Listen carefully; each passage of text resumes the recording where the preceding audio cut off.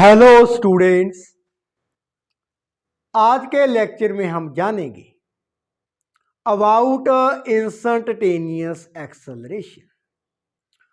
तो instantaneous acceleration के बारे में जानने से पहले हम बात करते हैं एक्सेलरेशन की। What is acceleration? एक्सेलरेशन क्या होती है? The rate of change of velocity with respect to time. तो स्टूडेंट, हमारे पास एक कार है, ये है पॉइंट ए पर, बिंदु ए पर है। इसकी वेलोसिटी है 30 मीटर पर सेकेंड। आफ्टर 5 सेकेंड ये पॉइंट बी पर है हमारी कार। अब इसकी वेलोसिटी मीन्स वेग है 60 मीटर पर सेकेंड। तो इस केस में एक्सेलरेशन क्या है? That is 60 minus 30 over 5 minus 0। Change in velocity over change in time. Now this becomes 30 over 5, 6 metre पर सेकेंड स्क्वायर। यदि ऑब्जेक्ट यूनिफॉर्मली एक्सेलरेटेड मोशन में हो, जैसे हमने पहले ये डिस्कस किया था, लाइक ये हमारा ओरिजिन है, time here is 0। At a time t पर object at point A having velocity v, A बिंदु पर इसका जो वेग है वो v है, and after some time is at t dash पर इसका वेग है v डैश, ये बिंदु b पर है। तो इस केस में एक्सेलरेशन क्या थी? That is v dash minus v over t dash minus t। निरंतर क्या है? ऑब्जेक्ट की जो वेलोसिटी है वो चेंज होती जाती है। तो हमारे पास this is the acceleration, change in velocity over change in time. अब स्टूडेंट्स, आगे का केस डिस्कस करते हैं। इस केस में बिंदु ए पर एक कार है, इसका जो वेग है दैट इज 30 मीटर पर सेकेंड।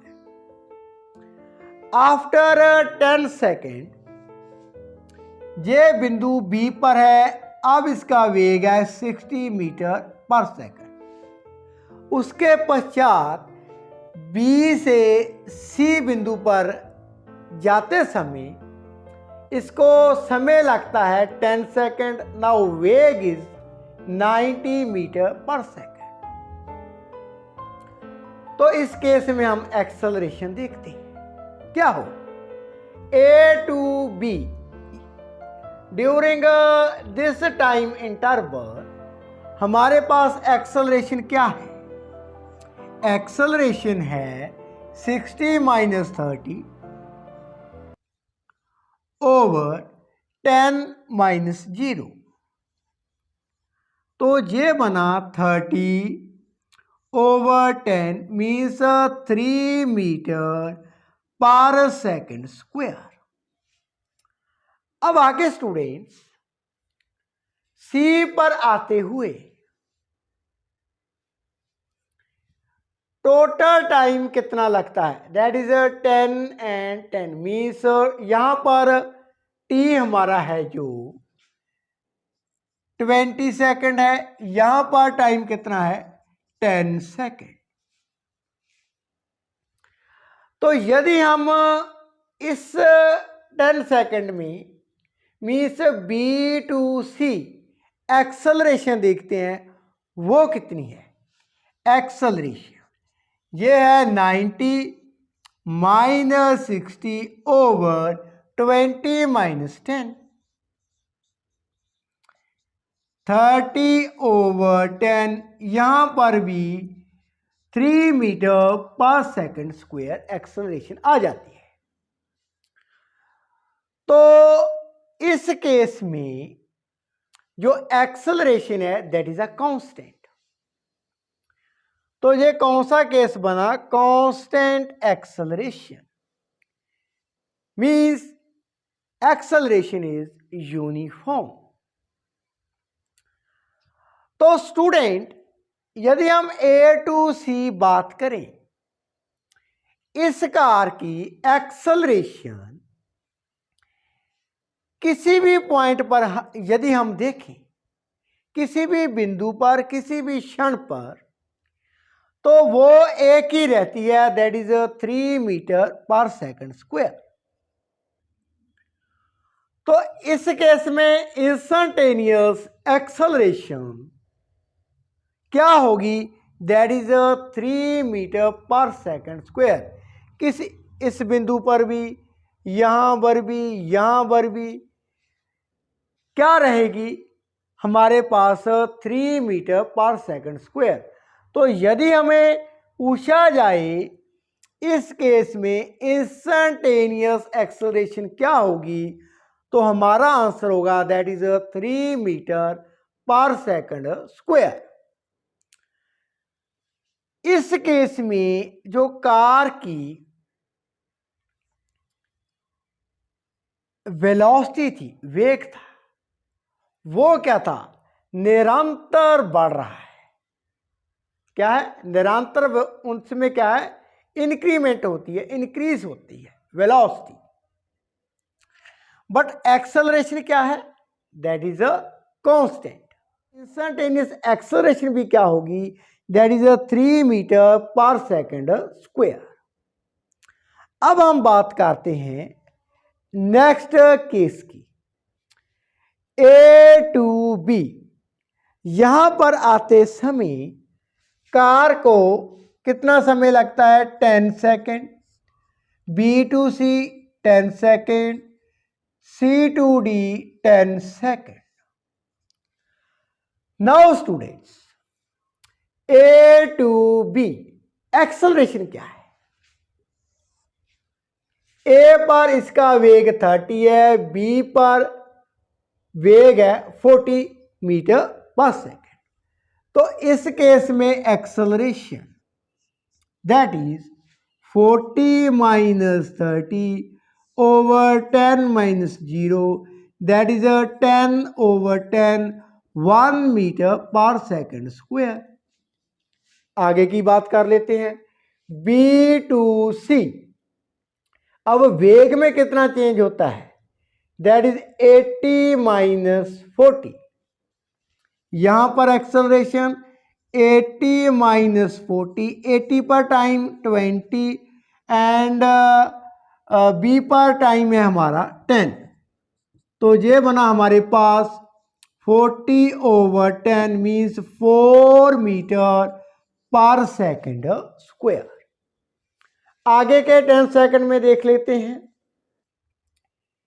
यहां पर मान लेते हैं हम इसका जो वेलोसिटी है अब वो कम हो जाती है, ये है 60 मीटर पर सेकंड। तो एक्सेलरेशन क्या होगी, दैट इज 60 माइनस 80 ओवर, समय कितना है यहां पर 10 20 30 मीन्स 30 माइनस कितना है 20। तो ये minus 20 over 10 minus 2 metre per second square. What negative sign represent, means deceleration. यहां पर एक्सेलरेशन नेगेटिव है। तो यदि इस केस में हमसे ये पूछा जाए इंस्टेंटेनियस एक्सेलरेशन क्या होगी कार की। तो पहले टर्मिनल में, दूसरे में, तीसरे में एक्सेलरेशन तो हमारी डिफरेंट आ रही है। तो ऐसे केस में दैट इज अब ये नॉन यूनिफॉर्म एक्सेलरेटेड मोशन है। कौन सा? Non uniform accelerated motion. तो इस केस में हम एक्सेलरेशन, इंस्टेंटेनियस एक्सेलरेशन कैसे फाइंड करेंगे? तो इसके लिए हम वही कंसेप्ट जो हमने प्रीवियस केस में इंस्टेंटेनियस वेलोसिटी फाइंड करने के लिए किया था, वही कंसेप्ट चूज करेंगे। मान लेते हैं हमने इस पॉइंट पर इंस्टेंटेनियस एक्सेलरेशन फाइंड करनी है, ये पॉइंट। तो इसको हम आगे डिटेल में डिस्कस कर लेते हैं। तो स्टूडेंट, अब हम क्या करते हैं, ये रहा हमारा पॉइंट P। यहां पर हमने इंस्टेंटेनियस एक्सेलरेशन फाइंड करनी है। अब जो एक्सेलरेशन थी इस केस में वो क्या थी? चेंज हो रही थी with the passes of time. Means car का जो मोशन है that is a non uniform accelerated motion. अब हम क्या करते हैं, यहां पर हम कैलकुलस मैथमेटिक्स की जो ब्रांच है, हम कैलकुलस की मदद लेंगे, हेल्प लेंगे। अब पॉइंट P पर हम फाइंड करना चाहते हैं इंस्टेंटेनियस एक्सेलरेशन। तो A को ओरिजिन मान लेते हैं। A से पॉइंट P पर जो वेलोसिटी थी कार की मान लेते हैं V, एंड टाइम पीरियड कितना है? That is T। अब इसके आगे हम एक्सेलरेशन, पहले तो एवरेज एक्सेलरेशन फाइंड करते हैं। तो उसके लिए क्या है, हमें एक और टाइम पीरियड पर इसकी पोजीशन मालूम होनी चाहिए, एंड वहां पर हमें इसकी वेग भी मालूम होना चाहिए, कितनी वेलोसिटी थी। तो मैंने पॉइंट मान लिया है that is P dash. P से P डैश कितना समय लगता है? That is delta T। And change कितनी होती है वेलोसिटी में? That is delta V। तो P पर वेलोसिटी है V, टाइम है T। P डैश पर वेलोसिटी कितनी होगी? That is V plus delta V। And time period कितना हो चुका होगा? T plus delta T। तो एवरेज एक्सेलरेशन क्या होगी? P डैश पर वेलोसिटी माइनस P पर, means V plus delta V minus V over P dash पर time period T plus delta T, and P पर time that is T। Now V cancel with V, T cancel with T। Average acceleration that is delta V over delta T। ये रही हमारी acceleration. लेकिन students, हम जानना चाहते हैं instantaneous acceleration. Instantaneous acceleration at point P पर। तो इसके लिए स्टूडेंट ये जो हमारी एक्सेलरेशन है during P to P dash पर, यह किसके इक्वल होनी चाहिए? जितनी एक्सेलरेशन एट पॉइंट पी पर हो। अब ये तो पी टू पी डैश पर है acceleration during time interval delta V delta T. तो delta T and delta V कितना होना चाहिए? यदि हम delta T means time interval P to P dash को कम करते जाते हैं, इतना कम कर देते हैं इनफाइनाइट स्मॉली स्मॉल, तो ये जो पी डैश है ये सुपर इम्पोज हो जाएगा ऑन पॉइंट पी पर। मीन्स ये दोनों पॉइंटों को हम एक ही पॉइंट मान लेंगे। उसके कोरस्पॉन्डिंग जब टाइम पीरियड डेल्टा टी बहुत कम चेंज होती है समय में, तो वेलोसिटी में भी क्या माना जाएगा? वेलोसिटी में भी चेंजेस कोरस्पॉन्डिंग टू टाइम बहुत कम चेंज होगी। तो हमने delta T infinitesimally small choose कर लिया है। मीन्स एवरेज अब जो एक्सेलरेशन है वो हमारी इंस्टेंटेनियस एक्सेलरेशन मानी जाएगी approximately equal to instantaneous acceleration मानी जाएगी एट पॉइंट पी पर। कब?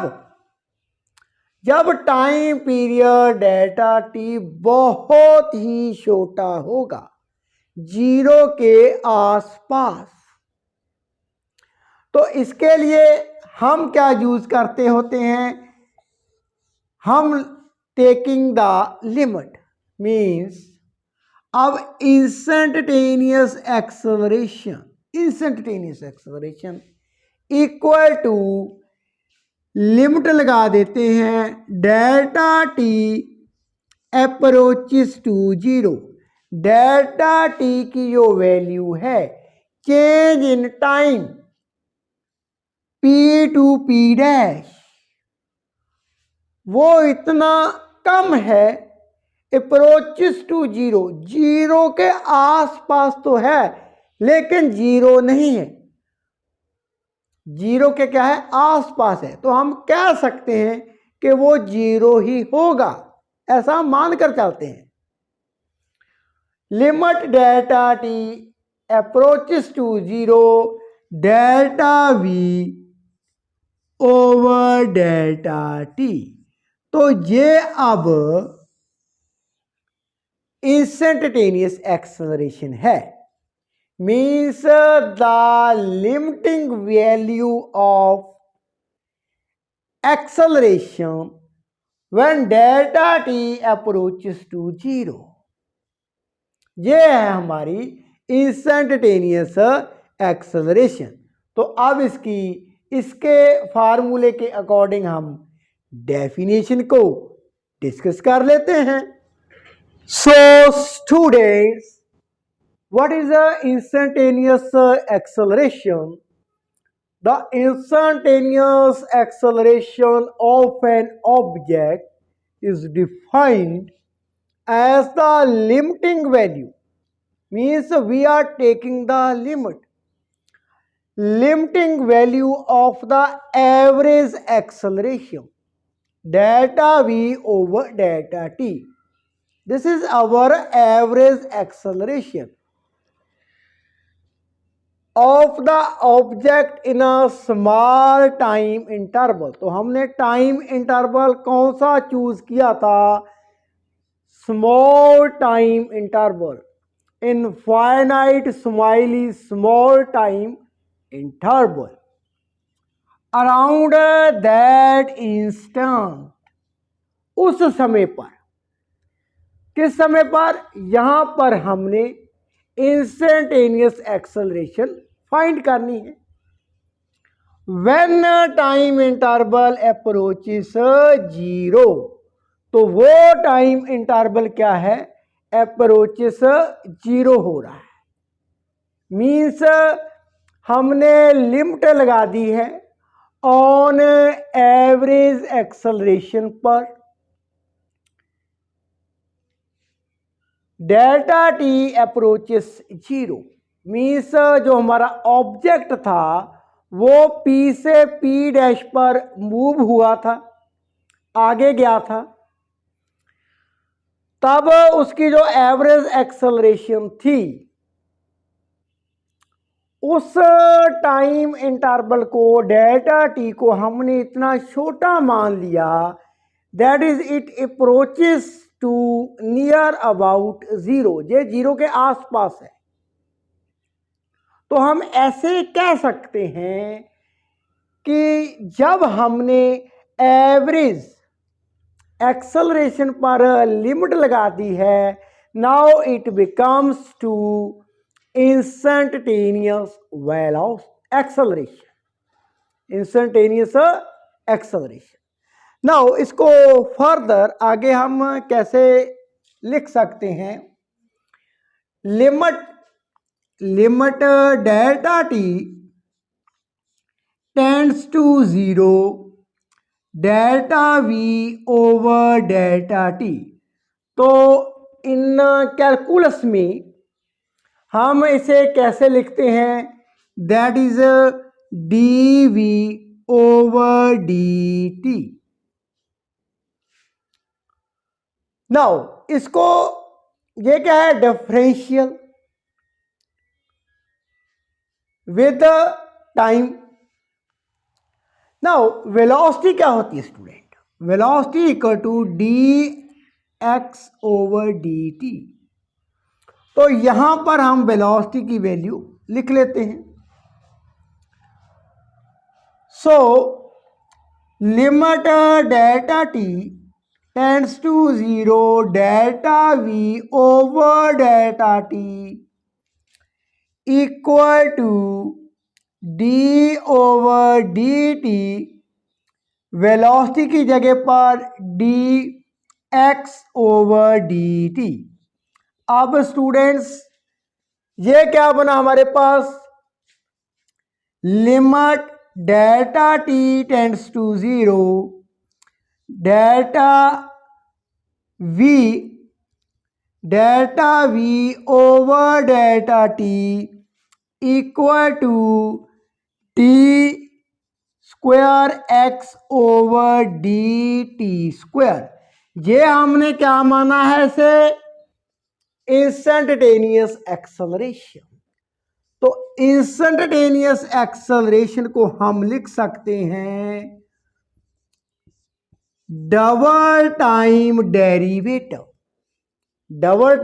Derivative of position of the object with respect to time.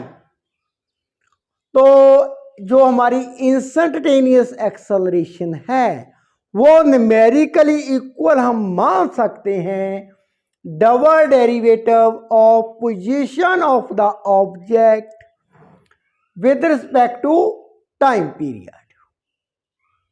अब ये एक्सेलरेशन इंस्टेंटेनियस है, वो equal to double derivative of position की कब होगी? When delta T approaches to 0। तो स्टूडेंट्स आई होप आपको ये आर्टिकल्स अच्छी तरह से अंडरस्टैंड हो गया होगा। If you have any question, any doubt, you can ask me in the comment box. तो आगे की वीडियो में मैं इस चैप्टर के some numerical as well as हम शॉर्ट आंसर क्वेश्चन डिस्कस करेंगे and after that new chapter start करेंगे। Thank you so much for watching.